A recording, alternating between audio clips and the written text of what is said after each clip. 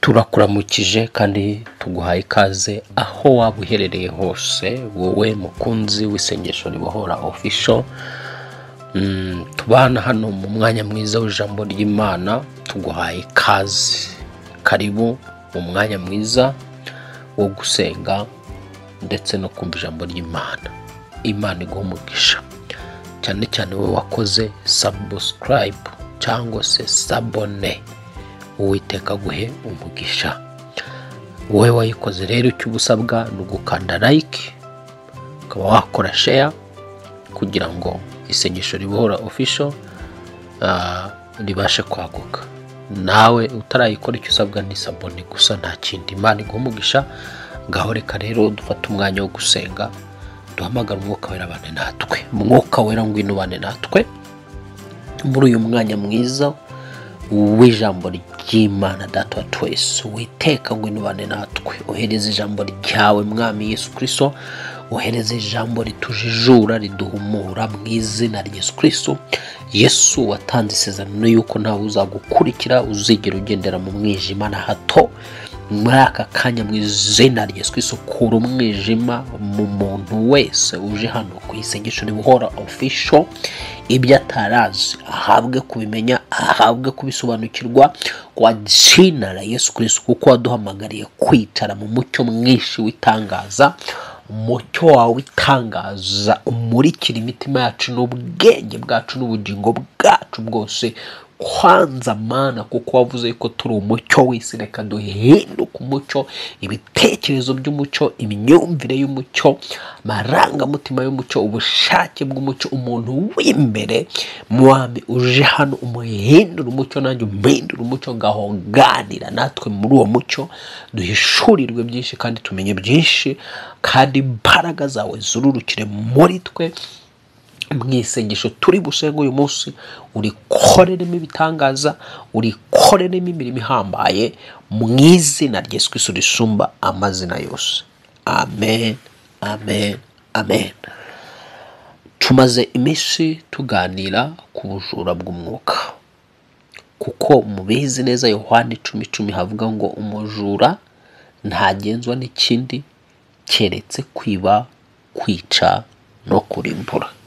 Uyu munsi tugiye kureba cyangwa kwiga ku ijambo rigaragaza ko uburyo Satani ashobora kwiba abantu akabica imburagihe, umuntu agapfa urupfu rutunguranye, ariko ari Satani umwibye, ari abadayimoni bamwibye. Cyangwa se iyo tuvuga abadayimoni, menye yuko abadayimoni ariyo myuka mibi idashobora gukora hano ku isi yonyine, ikorana n'abantu. Abikorana nabo ari bo bafatanyabikorwa ba Satani, nibo twita abarozi, nibo twita abakonikoni n'andi matsinda yose akorera Satani.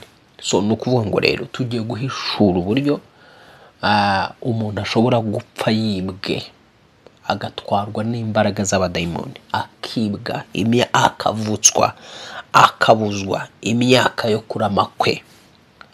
Noneho ukaba wari warandikiwe imyaka runaka, ariko kubera utabaye maso, kuko utabaye maso. Wibuke ko ijambo rivuga ngo umunyamaboko iyo arinze ibintu bye biba amahoro masa, ariko ngo iyo atewe n'umurusha amaboko, umurusha imbaraga, aramufata akamuboha.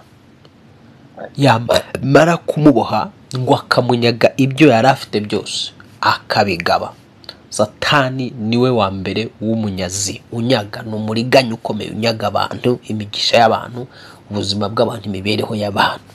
Iyo rero yagutumyeho abakozi be, akagutumaho abakonikoni, akagutumaho abarozi, akagutumaho ingabo ziwe, zikakwataka zikakunesha, zishobora kukwiba imyaka y'uburame bwawe. Izi ngabo za Satani, abakozi ba Satani, bashobora kukwiba amagara yawe, bakakwiba ingingo zawe, bashobora kukwiba ejo hawe hazaza. Nibyo tumaze iminsi twigisha. Aka kanya rero tugiye kugaragaza ku buryo bashobora kwiba umuntu agapfa mu buryo bw'amaherere, ariko yibwe n'ubwami bw'umwijima, yibwe n'abadayimoni, yibwe na Satani. Muri rya jambo rivuga ngo umujura agenzwa no kwiba. Hari abantu tubona rwose bava muri ubuzima tukavuga ngo Imana yabakunze kuruta uko twabakundaga, ariko atari kukuri, atari Imana ibatwaye, ahubwo bibwe n'umwanzi. Niyo mpamvu ijambo rivuga ngo mube maso musenge, mube maso musenge. Ijambo rikongera kadutegeka ngo musenge ubudasiba. Impamvu Imana ibidutegeka gusenga ubudasiba, muri ya masengesho, muri kwa gusenga kwacu, amasengesho yawe abasha gukumira. Ndavuga isengesho ryo kwizera, isengesho rikorewe mu kwizera kandi rigakorerwa mu mwuka. Isengesho ryakorewe mu kwizera mu mwuka no mu kuri ribasha gukumira ibitero by'umwanzi, ribasha kuburizamo imigambi y'abadayimoni. Twabonye umugabo witwa Hamani agambirira kurimbura ubwoko bw'Abisirayeli, arabipanga neza, arabitegura. Umugambi uracurwa umwaka wose, umugambi urimo urategurwa, ndetse uwo mugambi igihe cyari kigeze cyo kugira ngo ushyirwe mu bikorwa wahagaritswe. Twabonye ko wahagaritswe n'imbaraga z'amasengesho. Abisirayeli basenze iminsi 3 yo kwiriza ubusa no gusenga. Muri ayo masengesho Imana ihagarika uwo mugambi. So nuvuga ngo rero Imana itegeka gusenga ubudasiba, nuko ibizi ko kwa gusenga kwawe kubudasiba gushobora kuburizamwe imigambi myinshi umwanzi abateguye buri munsi ku buzima bwawe, kuko ubwami bw'umwijima burakora uko bukeye uko bwije. Satani igihe cyose, ijambo riratubwira ngo ahora akora azi ko igihe asigaranye ari igihe gito. Iyo dusomye igitabo cy'Ibyahishuwe mu gice cya 12 tubona yuko ijambo rivuga yuko ngo akora nyine, tubona yuko ijambo rivuga ngo akora azi ko asigaranye igihe gito. Igihe cyose yikanga ko igihe cyamushiranye. Muri icyo gihe yumva cyamushiranye akumva yuko kitagomba kumushirana, atarimbuye abantu, atisha abantu, atagiriye n'aba bantu, kugira ngo rero ubashe kuba mu buzima bw'ubutsinzi, kugira ngo ubashe kuba mu buzima bunesha, kugira ngo ubashe kuba mu buzima bufite umutekano mu mwuka. Hari umutekano mu mubiri, hakaba n'umutekano mu mwuka. Umutekano mu mubiri tuhabwa n'igihugu n'ibihugu dutuyemo, ariko uhabwa n'Imana ihoraho igihe cyose twayegere tugasaba nayo, tugasenga, tukaba maso. Noneho rero ndimo ngaragaza yuko mw'isi y'umwuka ushobora kwibwa ukavutswa imyaka y'uburame bwawe. Reka twinjire mu ijambo ry'Imana kwanza tubanze turebe muri iki gihe cya none Imana yacu ese yagennye imyaka ingahe ku mwana w'umuntu. Muri iki gihe cyacu cya none tubona abatubanjirije kuva kuri Adamu ukaza ukagera ku muntu wa nyuma Nowa. Tubona baragiye bamara imyaka, Nowa yaramaze imyaka agera muri za 100. Abakera babamaraga imyaka myinshi, ariko uko imyaka y'abantu yagendaga igwira, abantu barushagaho kubabaza Imana, barushaho kubabaza Imana. Imana igagira agahinda ikabona ko uwo muntu atakomeza kwibabaza akaramira mu byaha, igenda yigabanya. Mu Itangira igice cya 6 niho tubona yavuze ngo sinzakomeza kuruhanya n'aba bantu, kuko aba bantu ari abanyamubiri gusa. Uhereye icyo gihe rero itangira kugabanya imyaka y'uburame bwabo, kuko abantu barushijeho gukora amabi, barushaho kubabaza Imana, barushaho gukora ibyaha byinshi. Muri icyo gihe ndavuga ubwo isi ya mbere ya Yesu, Imana igeze aho ngaho ihananura imyaka y'abantu. Abamaraga za 900 hafi 965, abagiye bamara za 300 gutyo irayihananura ikubita hasi. Noneho turaza kubona rero kuva kuri Aburahamu ukaza ukagera kuri mpaka muri iki gihe cyacu cya none, tugiye kureba imyaka Imana yari yagennye umwana w'umuntu agomba kurama. Reka dusome ijambo ry'Imana. Zaburi, tugiye muri Zaburi. Umwanditse cyangwa se umuntu w'Imana ishira vuba natwe tukaba tugurutse. Ni Zaburi ya 90 igice cya 10 niho Zaburi ya 90:10 niho dusomye havuze ngo iminsi y'imyaka yacu ni imyaka 70, twagira intege nyinshi ikaba imyaka 80, ngo ariko iyo minsi igashira vuba kuko ibyiratwa byayo ari ubusa ari umuruho kuko ishira vuba, ngo natwe tukaba tugurutse. Iyo niyo myaka fatizo Imana yari yashizeho nibura muri iki gihe cya none, kuva ku gihe cya Dawudi kugeza uyu munsi. Niyo myaka Imana yari yashyizeho. Niyo mpamvu mbise ijambo rivuze ngo iminsi y'imyaka yacu ni 70, twagira intege nyinshi tukageza 80, ngo ibyiratwa byayo ni umuruho gusa ndetse n'ubusa kuko ishira vuba natwe tukaba tugurutse. Iyo myaka wumvise ni imyaka fatizo Imana yashyizeho kuva mu gihe cya Aburahamu kaza ukageza muri iki gihe cyacu cya none. Kuba wapfa munsi iyo myaka uba ukenyutse, uba uvukijwe ubuzima bwawe cyangwa se imibereho yawe ya hano mu isi. Ibyo wakagombye gukora ubikoreye hano mu isi ubibitikirijemo kabiri. Bigenda gute rero kugira ngo umuntu atageza iyi myaka kandi Imana iba yarayimugeneye? Wumvise ko ijambo ryavuze ngo iminsi y'imyaka yacu ni 70, twagira intege nyinshi. Muri make wagira imbaraga nyinshi bitewe n'imbaraga ukoresha cyangwa intege ushyiramo, urinda umubiri wawe, urinda ubuzima bwawe, wegera Imana kandi usenga Imana. Ushobora kurenza niyo 80, wageza n'100 kubitewe n'intege wabishyizemo. Noneho rero biterwa n'iki kugira ngo tubone imyaka y'abantu cyangwa se umuntu ashobora kutageza iyi myaka? Twabonye ko muri Yohana igice cya 10:10 ijambo ritangira rivuga ngo umujura nta kindi agenzwa no kwiba, kwica no kurimbura. Urumva ni ibintu bingahe? Kwiba, kwica no kurimbura. Uyu mujura uvugwa hano ni Satani, akazi ke ni ukwiba. Ubwo rero tugiye kureba uburyo ashobora kwiba umuntu imyaka y'uburame bwe akayimuvutsa. Bigenda gute mu isi y'umwuka? Hakorwa iki mu isi y'umwuka? Ibikorwa mu isi y'umwuka,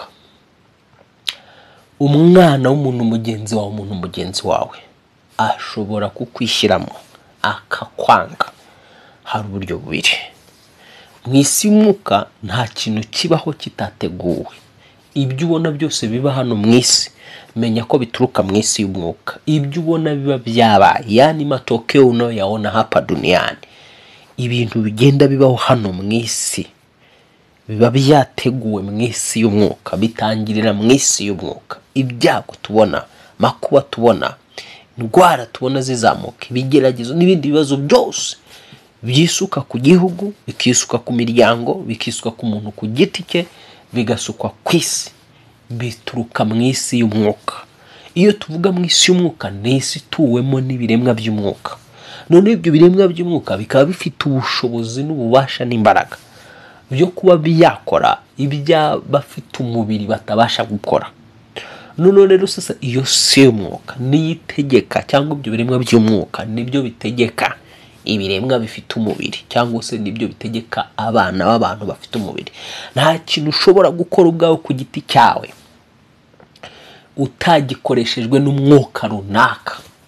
Icyo ukora cyose ubimenya ngo hari umwuka ukuzaho, ukaguhangaho, ukaguha gukora icyo. Ikintu cyiza ukora wowe ubwawe bwite ni umwuka mwiza uba waguhanzeho ukaguha gukora icyo cyiza. Igihe wakoze nabi ni umwuka mubi uba wavuye mu isi y'imyuka mibi, ariyo mu isi y'imyuka, ikaza ikaguhangaho ikaguteza gukora bya bibi. Nta kintu wowe wakora ubwawe ku giti cyawe ngo ugikore ukikoresheje kitakozwe utagikoreshejwe n'umwuka waguhaye gukoreka.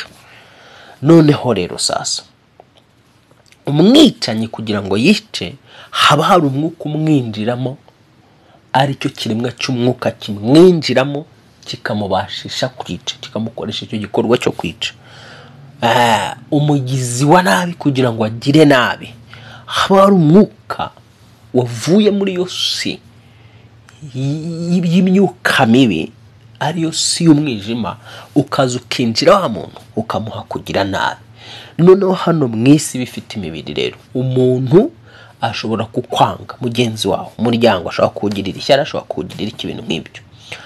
Muri uko kugirira ishyari ubwami ni ukuvuga ngo akajya ku bicaniro by'abadayimoni cyangwa se akajya ku bicaniro bya Satani akagusaba, nongeye akagusaba, agasaba kupfa, akagutangaho igitambo cyangwa agatanga ibitambo.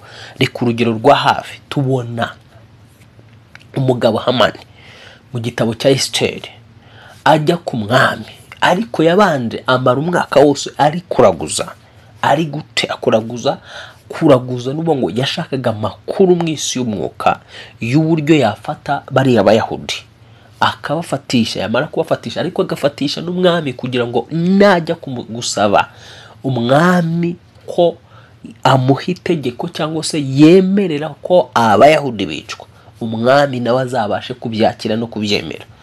Tubona rero bamaze umwaka wose, umugabo Hamani yamaze umwaka wose na bagenzi be baraguza ku manywa na nijoro, kugeza igihe babonye ukwezi kwitwa Radari, ariko ukwezi kwa 12 sinibuka neza niba kuko ibyo mbivuze neza, ariko ukwezi kwa 12 ngo babona ko ariko kwezi bagombaga kwiciramo Abayahudi. So noneho rero uwo Hamani nicyo gihe yagiye yegera umwami Ahasuwerusi aramuga ati muri iki gihugu cyawe hari ubwoko bufite imigenzo yabwo n'amategeko yabwo, kandi imigenzo yabwo n'amategeko yabwo bihabanye n'ibyacu. Ikiza rero databuja nuramuka wemeye ko ubwo bwoko bukurwa mu gihugu bukicwa kuko n'ubundi ntacyo bumaze mu gihugu, nzashyira ububiko n'ifeza, nzashyira ifeza n'izahabu mu bubiko bw'umwami. Kubera za mbaraga zo gutongera no kuroga no gushika umwami yari yabanje gukoreramo, umwami yaramubwiye ngo wenda ifeza uzitwarire uzigumanire, ariko genda ukoresha ubwo bwoko bukoresha ibyo bushaka. Bishatse kuvuga iki rero? Ndashaka kukumvisha icyaho ngaho. Urabona ko uyu Hamani yagiye gusaba ubwoko bw'Abayuda kwicwa. Nari ndimo nkwereka ko nawe ushobora gusabwa, ugasabwa, ugatanga, ugashyira umuntu ngo bakagushyi umurozi, umupfumu agafata wa muntu, umukozi wa Satani ufite ubutwari, ufite ubushobozi, ukorana n'imizimu, ukorana n'imyuka mibi, ashobora kugushika akagukurura akagushyira mu maboko ya wa wundi wagiye kugusaba. Igihe icyo ari cyo cyose utari mu busabane n'Imana, igihe icyo ari cyo cyose utari cyane cyane ibibiko, umuntu udafite aho abarezwa, utagira adresse mu mwuka buri muntu wese agomba kugira adresse. Ni ryari umuntu adashobora kugira adresse? Ni umuntu utagira adresse, ni wa muntu utemera Imana, utemera na Satani, harimo hagati no hagati. Ngo si uwa Satani, niyeruye ngo akorere Satani, abe mu biganza bya Satani n'umukozi wa Satani. Nta nubwo yeruye ngo yinjire mu Mana, yiyegurira Imana. Uwo muntu aba arimo hagati no hagati, nta adresse ababarizwamo. Noneho rero wa mupfumu cyangwa se wa mukozi wa Satani ubarizwa mu kirere cy'imbaraga z'umwijima, ukorana n'imbaraga z'umwijima, abasha kugusaba, abasha kugufata, wowe ugafatwa mu mwuka. Wamara gufatwa mu mwuka ugashyirwa mu maboko y'uwundi muntu umugizi wa nabi utakwifuriza ibyiza, akakurangiza. Icyo gihe rero bikitwa ko ari Imana igutwaye, ariko atari Imana, ahubwo wibwe. Nguko uko Satani yiba abo mu isi, akabavutsa imyaka y'uburame bwabo. Izi mpfu tubona zitungurana, ziba zatunguranye, umuntu akaryama akabyuka akaryama akabyuka yapfuye, cyangwa akarwara umunsi umwe, umunsi wa kabiri tukumva ngo arapfuye. Akaba yakora impanuka, mu gihe akoze impanuka wagera ku mubiri ugasanga nta kibazo wagize, ntiwigeze uturika, ntiwigeze wangirika, ariko ukumva ngo yapfuye. Izo mpfu zose ni impfu ziba zihishwe inyuma n'abadayimoni baba bibye abantu, cyangwa se satani uba wibye abantu, cyangwa se abarozi babibye abantu. Bigenda gute rero? Bigenda gute kugira ngo satani yibe umuntu? Bigenda gute? Umurozi, na nibyo ndimo ndasobanura. Umuntu ashobora kujya ku mupfumu. Mbere yuko ajya ku mupfumu, buriya uko mu isi y'umwijima bakora, umuntu bamupangira urupfu, agapangirwa n'uburyo agomba kwicwamo. Ntabwo urupfu bundi muri kamere, urupfu ni umwuka, ubwarwo ni umwuka. Iyo dusomye mu gitabo cy'ibyahishuwe, kugira ngo wumve ko urupfu ari umwuka, urupfu ni umwuka, nicyo nakubwiraga. Reka mbere yuko nkomeza mbanze ngusomere ibi mu byahishuwe kugira ngo usobanukirwe neza ko urupfu ari umwuka. Umva rino jambo, ibyahishuwe igice cya 6:8, ngo nuko ngiye kubona mbona ifarashi y'igitare igajutse, kandi uyicayeho yitwa Rupfu. Urumva iyerekwa Yohana yagize, aratubwira ngo nuko ngiye kubona mbona ifarashi y'igitare igajutse, kandi uyicayeho yitwa Rupfu. Kumve Rupfu afite ikibuno, Rupfu afite amaguru, urupfu rufite amaboko, rufite amaguru, rufite ikibuno, ruricara narwo. Urumva ko urupfu ubwarwo, uburyo rukoze, uburyo rugaragara, ni umwuka ariko ufite amaguru. Urupfu ni umwuka ufite amaboko, ufite ikibuno, kandi ni umwuka ubasha kugenda, ubasha no kwicara. Ushobora kwicara mu modoka, urupfu rwamaze kwicara muri iyo modoka. Ushobora kujya muri dushe, urupfu rwamaze kwicara aho ngaho muri dushe, cyangwa se ukajya muri toilette, urupfu rwamaze kwicara muri toilette. Mu isi y'umwuka utarubona, ariko hari umwuka witwa urupfu rwicaye muri toilette. Ushobora kurya ibyo kurya cyangwa ibyo kunywa, urupfu rwamanutse ruri mu biryo, ruri mu cyo kunywa, wanywa rugahita runangura gute? Urupfu rero rutwara umuntu w'imbere, rushikuza umwuka wawe, rufata wowe w'imbere w'ubugingo, rwafata wowe w'imbere w'ubugingo rukagukura mu mubiri rugasiga umubiri, rutwara wowe w'imbere rugasiga umubiri. Ni ngombwa rero sasa kuba maso no gusenga. Iyi jambo rivuga ngo mube maso musenge, ibyo byose nuko ugomba kuba umaze kubimenya. Nyuma yo kumenya ibingibi bituma umenya uko usenga, Ubundi ijambo riratubwira ngo ubwoko bwanjye burimbutse buzize kutamenya, burimbutse buzize kubura ubwenge. Abana b'Imana, ntabwo ijambo rivuga ngo burimbutse buzize gusambana, buzize kwiba. Icyanditse kiza kivuga ngo ubwoko bwanjye burimbutse buzize kutamenya, cyangwa se kubura ubwenge, kuko ubwenge nibwo buguha kumenya ibyo utaruzi. So rero wumvise ko uru rupfu ruricara ruragenda nk'uko byumvise, ngo kandi uyicayeho yitwa Rupfu, ngo kandi kuzimira mukurikira, nuko bahabwa ubutware bwa 1/4 ku isi, ngo babicisha inkota n'inzara. Kumbe urumva ko urupfu na kuzimu biraza bikica. Urupfu rero rubanza gutegurwa, ruzakoresha iki rukwica. Mu isi ya kirozi rero abarozi baricara bakakwigaho, bakavuga bati sawa, turashaka kwapfa. Noneho arapfa gute? Mu buhe buryo? Kugira ngo bagufatishe mu isi y'umwuka, warumva nyine babanza kuya migenzo yo kuraguza, nk'uko ubona mu isi mu gihe cya Hamani yafashe umwaka wose araguza, ngo ku manywa na nijoro babanza kuraguza nyine mu isi y'umwuka. Kuraguza n'uburyo bwo gushaka amakuru akwerekeyeho, no gushaka igihe cyiza gikwiriye bashobora kugufatiramo cyangwa bashobora kukwangirizamo. Umunsi mwiza babona wabukwiriye, itariki yabikwiriye, umwaka wabukwiriye wo kugira ngo ube wafatwa. Bamaso usenge nshuti mukundwa muri Kristo Yesu, iyi si turimo umunsi Satani yayimanuriwemo, marayika yaravuze ngo wasiwe n'abanyanja ugushije ishyano, kuko Satani akumanukiye azi ko igihe asigaranye ari igihe giti. Byahishuwe igice cya 12. Aho ngaho niko havuga. Reka mpite masoma naho kugira ngo wumve.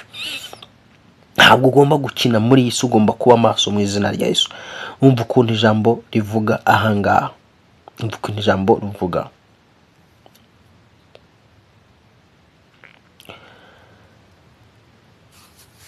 Ngo nuko rero wajuruwe, Ibyahishuwe 12:12. Nuko rero wajuruwe namwe abaririmo nimwishime, naho wowe wasiwe nawe wanyanja we, mugushije ishyano, kuko Satani yabamanukiye afite umujinya mwinshi, azi yuko afite igihe gito.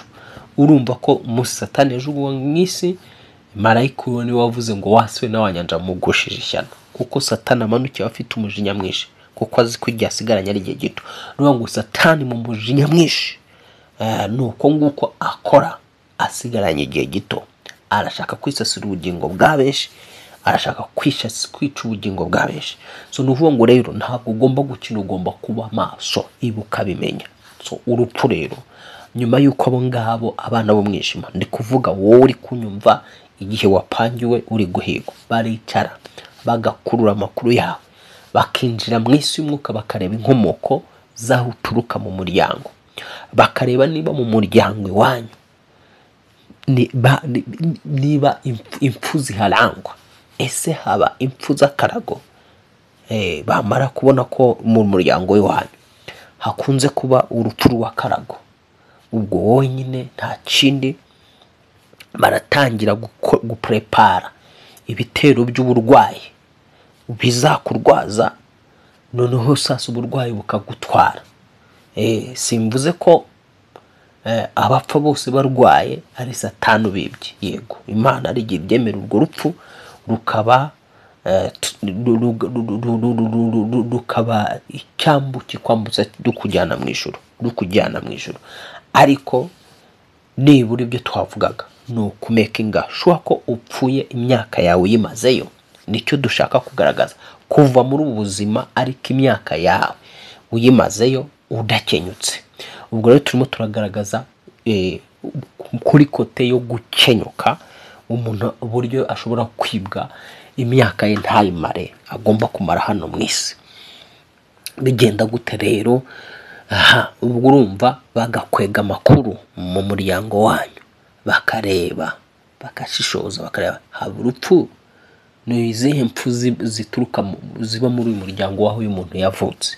Babona ari urw'akarago, ubwo ni uburwayi. Abantu bo mu muryango wanyu bose baragiye bapfa ku bw'akarago, biroroshye cyane kugira ngo bashobora gukurura indwara imwe yishe bamwe mu bo mu muryango, bakaba ariyo bagusunikira nawe ugasanga iraguhitanye. Ubwo ni uburyo bwa mbere. Iyo barebye bagasanga mu muryango ni urupfu rw'umugwagasi, kugasi ni abantu bapfa ntibashyingurwe. Izo mpfu arizo zaranzwe mu muryango. So ni ukuvuga ngo bashobora kuguteza kwangara, ukagenda nko mu bihugu runaka gutyo, ukazagwa ahantu hatazwi, bikarangira udashyinguwe gutyo nyine. Iyo basanze mu muryango haba impfu za zindi, amaraso ameneka. Iyo tuvuga ngo gupfa umuntu amaraso yamenetse, yamuvuye mu mubiri, wenda ni inkota, ni ukwicishwa inkota, ni ukwicishwa icyuma, ni mbega izi mpfu zituma amaraso. Icyo gihe iyo babonye ibyo bintu biba mu muryango, bivuga ngo biborohera kugira ngo bazamure wa mudayimoni wateje abandi impanuka, cyangwa watumye abandi abo mu muryango wanyu bapfa amaraso yabamenetse. Uwo mudayimoni n'ubundi bahita bawushitura bakawuzamura, ukazamuka mu ishusho y'urwo rupfu rukazamuka ruhita rubona ko byoroshye cyane, urupfu ruhita rworoherwa kuko ruba rubona n'ubundi rwamenyereye mu muryango kubatwara habayeho kumeneka amaraso. ubwo urwo rupfu rero rubasha kuzamuka ruzamuwe n'iki? n'umukozi wa Satani cyangwa umurozi, rugahita rutongerwa rukagenda rukinjira. ubwo ushobora kuba uri nko mu muhanda urimo uragenda imodoka ushobora kuba uri nko mu nzira ugasanga ugoswe n'abantu baguteye icyuma bikarangira. nguko uko impfu zitegurwa. ariko rero izi tubona zitunguranye bigenda gute? cyane cyane nyikiri kuri izi impfu zitunguranye, nk'abantu batwarwa mu buryo bw'impanuka cyangwa se umuntu urwara umunsi umwe ejo agapfa. umurozi ahamagara umudayimoni hari cyangwa se jini, biterwa n'uwo murozi akorana n'iki. hari jini bita jini makata. jini makata ni jini rishinzwe nyine gukatura rigatwara umuntu. ni jini riza ritwara gutya ako kanya umuntu gutyo uraryama usinzire pafu, uraza rikubita ryanura riteza impanuka rigateza ikiruva ngo ni jini riza rigahita rigukwanura nyine rikagukuraho. hari uburyo rero riza. ubwo umurozi ashobora kuza aba ari kumwe naryo, aba ari kumwe naryo cyangwa se ari ku bicaniro byiwe. ufashe urugendo, tuvuge nk'impanuka, ufashe urugendo mu isi y'umwuka baba bafite indorerwamo bakureberamo, bakabona winjiye mu modoka. mu mwuka baba bagukurikirana ku muntu wapangiwe kwicishwa impanuka. ubwo wakwinjira mu modoka igini bakaba barisunitse rikakugendaho, ukinjira mu modoka uri kumwe naryo, cyangwa umurozi nawe ubwe ku giti cye muri kumwe naryo nawe.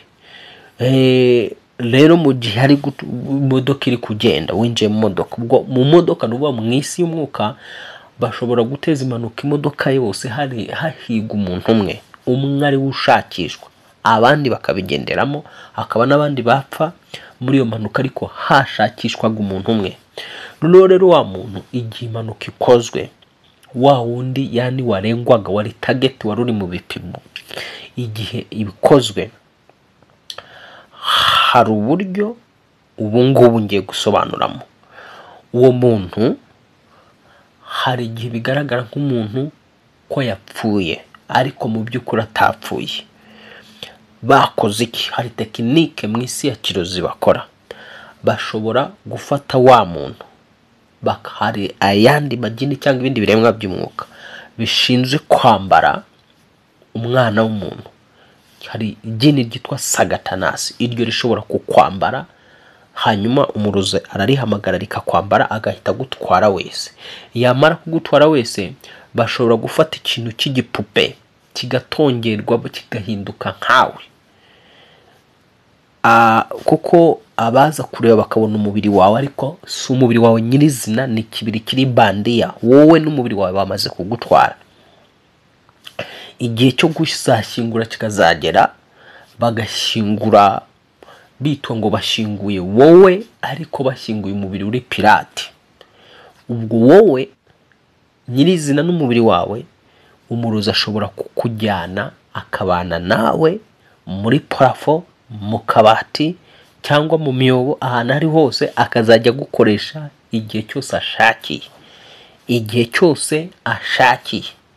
ibyo rero biba kuri ba bantu urwara umunsi umwe, ku munsi wa kabiri agahita apfa. abo bantu baba bibwe, nta nubwo baba banapfuye, abo baba bibwe. umuntu aramanutse aragiye akoze impanuka ariko baragenzuye basanga umubiri we ntiwigeze upfa, nabambe nta bikomere ntaki. bakora ku mubiri ugasanga tumwuka bamushizemo ariko nta bikomere afite. abo bantu baba bibwe. nuvuga ngo rero mu isi y'umwuka, mu gice cy'abadayimoni biba abantu bakabatwara. noneho bigenda gute rero? wa muntu wibwe, mwebwe muzagenda mushyingure igiti cyangwa mushyingure umutumba mubona nk'umuntu, cyangwa se igipupe mukibona nk'umuntu, kuko nyine aya maso y'umubiri yanyu, aya maso ufite yawe, aya y'umubiri cyangwa ayo mfite, aya aradushuka cyane, areba ibigaragara ariko bitagaragara ntabibona. Kandi icyo ubona cyose siko kiba ari ukuri. Hari ibyo ubona bitari ukuri. Tuvuye aho ngaho rero, ubwo rero wa muntu batwaye, mwebwe muzi ko mwashyinguye umuntu, ariko umuntu wanyu ntago yashyinguwe. Umuntu wanyu aracyariho, ni abarozi baramutwaye, batangira kumukoresha mu isi ya kirozi, mu isi y'abadayimoni. Arakoreshwa mu buryo bwo kwiba nawe, akazajya yibira babarozi bamutwaye, cyangwa hingira babarozi bamutwaye, cyangwa akorera babandi bamutwaye. Biterwa bamwibye bamubonagamo izihe nyungu, niki bamushakiraga. Nguko uko bigenda. Ijambo rero riratubwira ngo musenge ubudasiba. Iyi Imana itubwira gusenga ubudasiba ni nyungu zawe bwite. Gusenga ni inyungu z'umuntu ku giti cye, kandi ni ibihombo by'umuntu ku giti cye utabikora. Iyi Imana ari kuvuga ngo usenge, si uko ari ukuvuga ngo niba ifitemo inyungu, ahubwo wowe kubera igukunda kandi kabizi yuko ibasha kugukiriza muri iryo sengesho.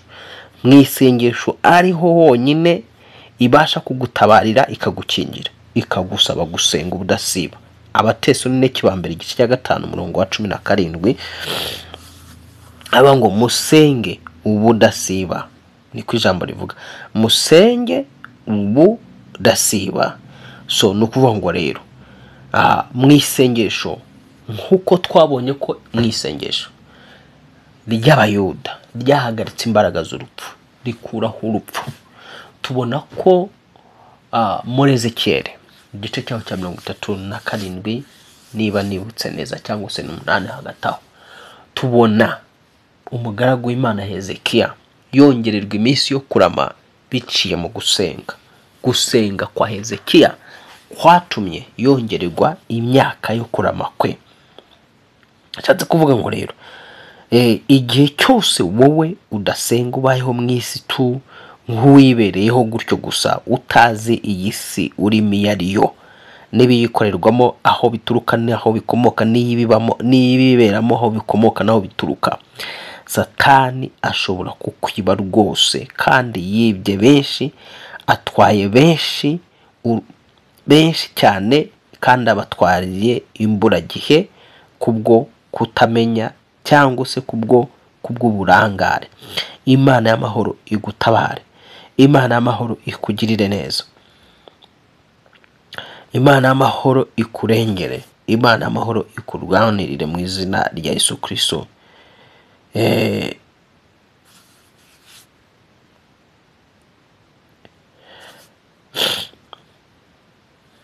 Navugaga ngo nari ndimo mvuga ngo cyanditswe kiri ni muri Yesaya. Ntabwo ari Ezekiyeli, ni Yesaya. Ni Yesaya cyanditswe kiri muri Yesaya. Hezekiya yongererwa iminsi yo kurama, biri muri Yesaya, ntabwo biri muri Ezekiyeli. Biri muri Yesaya, ndumva ari mu gice cya 38. Nuvuga ngo uyu mugabo yongerewe imyaka yo kurama biciye mu isengesho. Ni isengesho ryonyine ryatumye yagurirwa imyaka y'uburame. Ngo muri iyo minsi Hezekiya ararwara, yenda gupfa. Bukeye umuhanuzi Yesaya mwene Amosi aramusanga, aramubwira ati Uwiteka aravuze ngo tegeka iby'inzu yawe, kuko utazakira ahubwo ugiye gutanga. Nuko Hezekiya yerekera ivure, atakambira Uwiteka ati ndakwegeze Uwiteka, uyu munsi wibuke ko najyaga ngendera mu by'ukuri imbere yawe n'umutima wawe utunganye, ngakora ibishimwa imbere yawe. Nuko Hezekiya ararira cyane, maze ijambo ry'Uwiteka rigera kuri Yesaya riti subirayo ubwire Hezekiya uti Uwiteka Imana ya sogokuruza Dawidi iravuze iti numvise gusenga kwawe, mbona n'amarira yawe, kubaho kwawe nzongeraho indi myaka 15, kandi nzagukizanya n'uyu murwa, mbakize umwami wa Ashuri, nzawurinda. Yes, urumva uyu Hezekiya yarahawe ubuhanuzi buturutse mu ijuru, apana ibyo yarabwiwe ntabwo byari umugambi wa Satani, ahubwo ni Imana yari imaze gupanga kumutwara, kumukura mu isi. Noneho sasa urumva ko isengesho rishobora kuvuguruza cyangwa se rishobora gutuma Imana ubwayo yari yapanze kugira ngo ikuvane mu isi, ariko Imana ikahinduka ikisubiraho ntigukure mu isi bitewe n'uburyo wasenze. Noneho sasa igihe ari abadayimoni babipanze, ari abarozi babipanze, ari abakozi ba Satani babipanze, urumva byacurike. Ni ukuvuga ngo 100% igihe usenze abadayimoni, Satani n'abarozi bapanze kukwica no kugirira nabi, isengesho riburizamo imigambi yabo, risenya imigambi yabo, riburizamo imishinga yose mibi bagufiteho. So rero kudasenga ni ukwihemukira. Wowe umenya ibi ngibi, ndagusaba kugira ngo iki cyigisho cyoherereza benshi babashe gusobanukirwa, ukize benshi, ukize abo mu muryango wawe, ukize abenshi batari basobanukiwe ibi ngibi, ubohereza iki cyigisho. Urupfu rero rutwara umuntu igihe cyose yemeranyije narwo.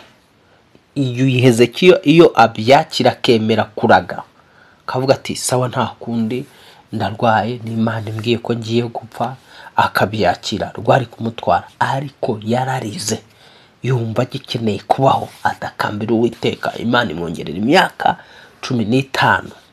Ni ukuvuga ngo rero nakwerekaga ko urupfu ushobora kurukumira, rwaba ari urwo ngurwo rw'iki Imana izanye ku buzima bwawe yaguteguje, cyangwa se ari urwo rw'abadayimoni cyangwa urw'abarozi bagupangira.